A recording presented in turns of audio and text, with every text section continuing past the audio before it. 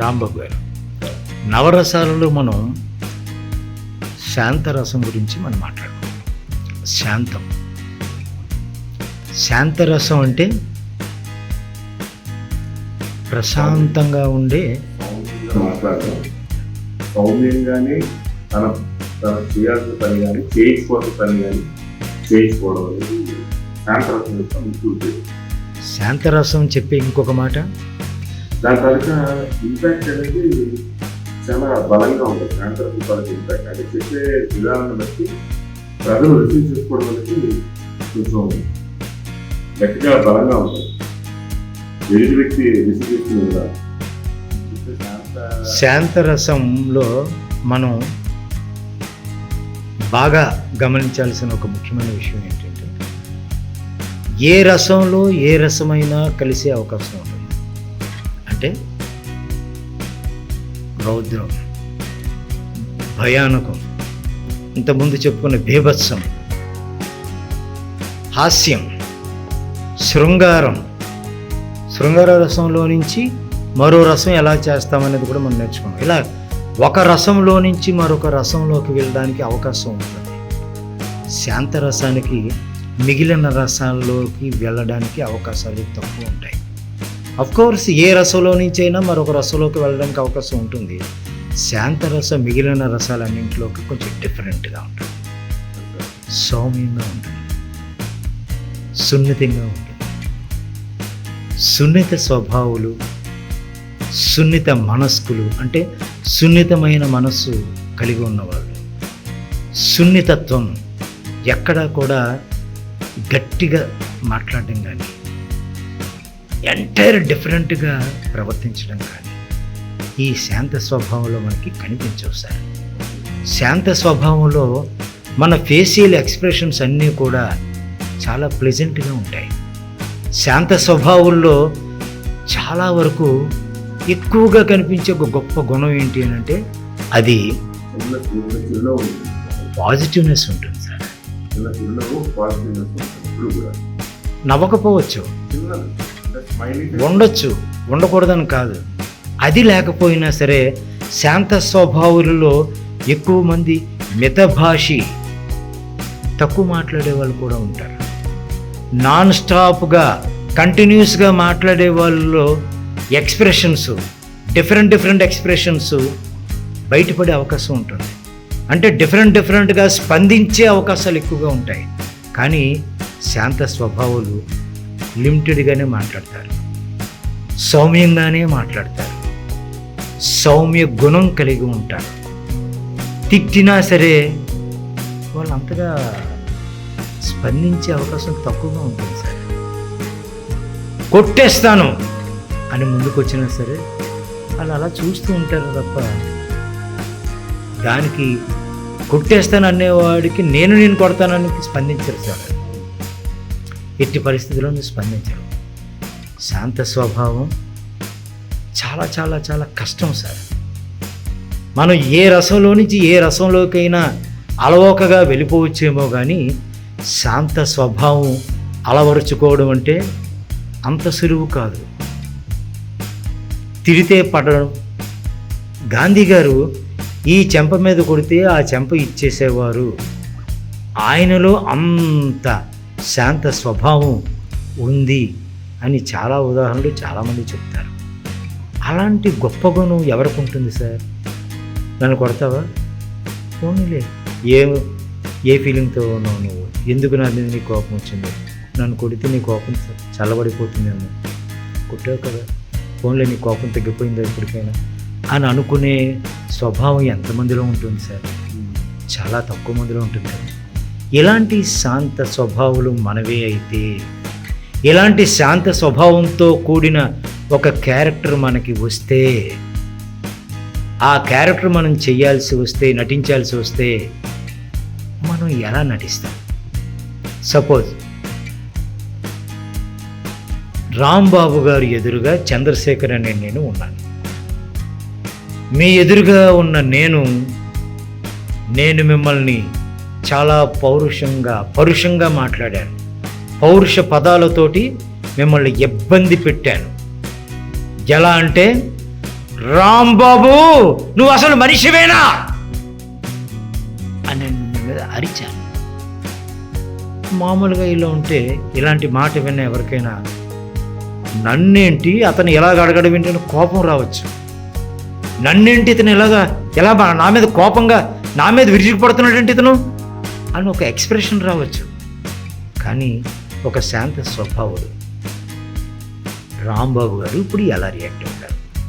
సరే, రాంబాబు గారు చంద్రశేఖర్ని అరిచి ఒక మాట చెప్పారు.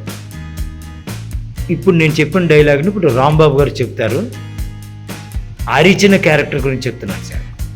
శాంత స్వభావం రాంబాబు గారిది కాదు. ఇప్పుడు అరిచి తిట్టిన క్యారెక్టర్ ఏది సార్? Ready, mode. చందు ఏంటిది?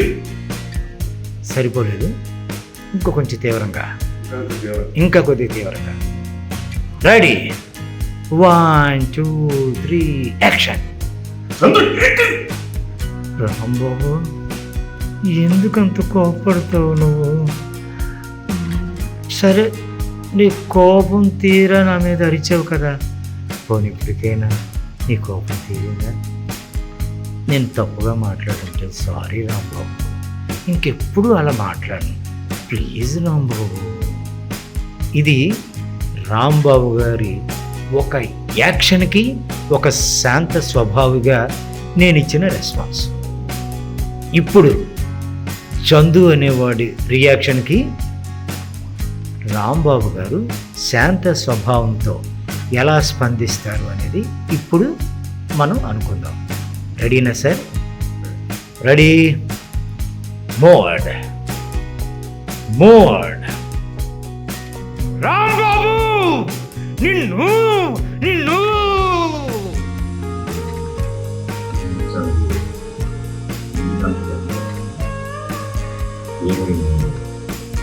ఎందుకంటే పాపం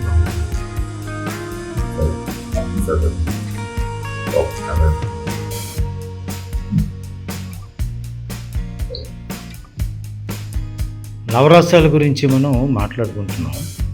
ఈరోజు మనం బీభత్స రసం కోసం మనం మాట్లాడుకుందాం.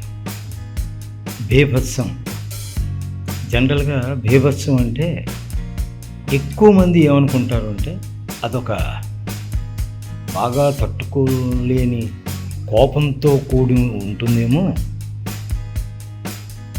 భయంకరంగా రెస్పాండ్ అయ్యేటటువంటి పరిస్థితి అయ్యి ఉండొచ్చేమో,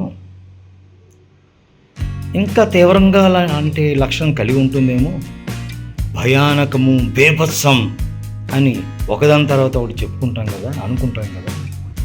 భయానకం అంటే ఎంత భయంకరంగా ఉంటుందో అనేది మనకు బాగా తెలుసు. బీభత్సం అంటే దాన్ని మించిపోయి ఉంటుంది అని చాలామంది అభిప్రాయపడతారు. అయితే ఇక్కడ మనం గమనించవలసిన ఒక ఇంపార్టెంట్ థింగ్ ఏంటి అంటే, భయానకం అనేది ఎంత భయంకరంగా ఉంటుందో అనేది మనం ఆల్రెడీ డిస్కస్ చేసాము.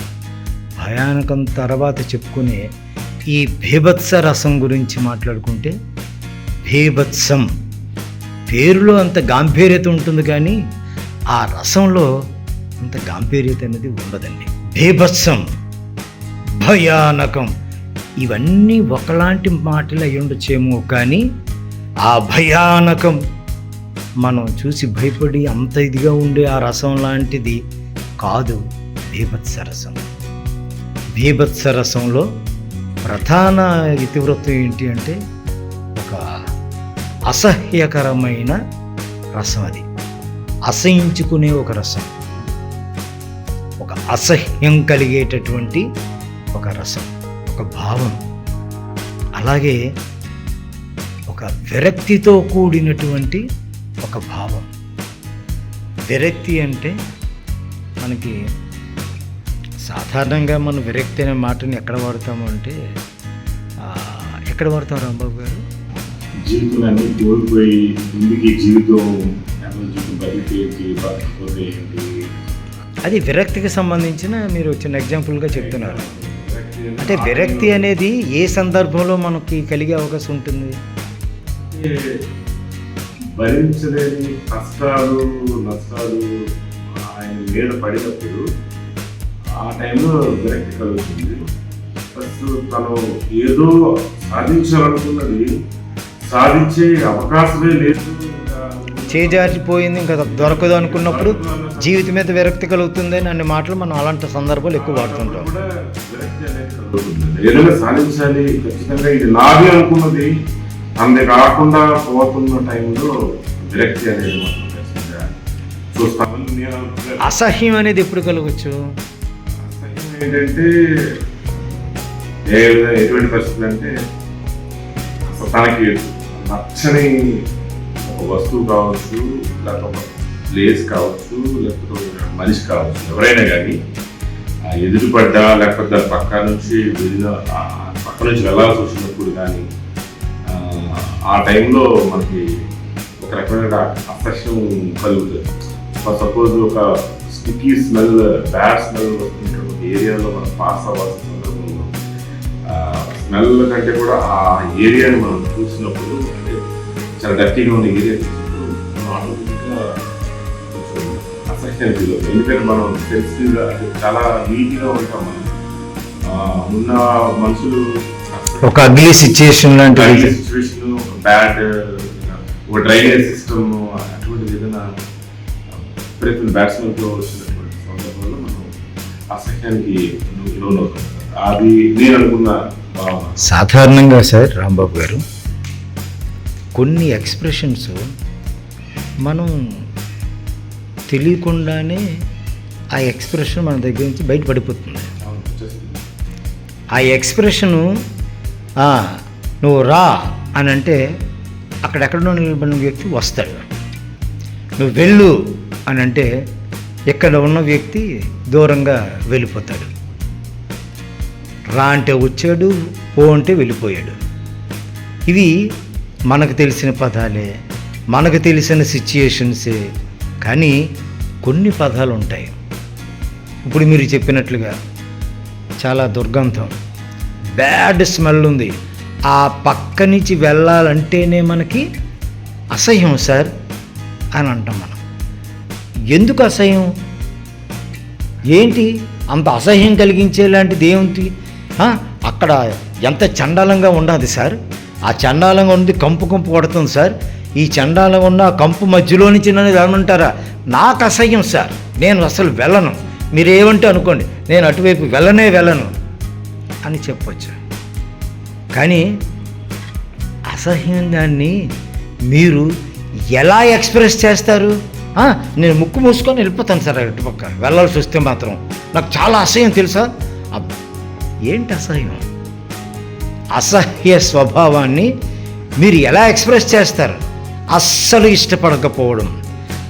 అసహ్యం అంటే యావగించుకోవడం.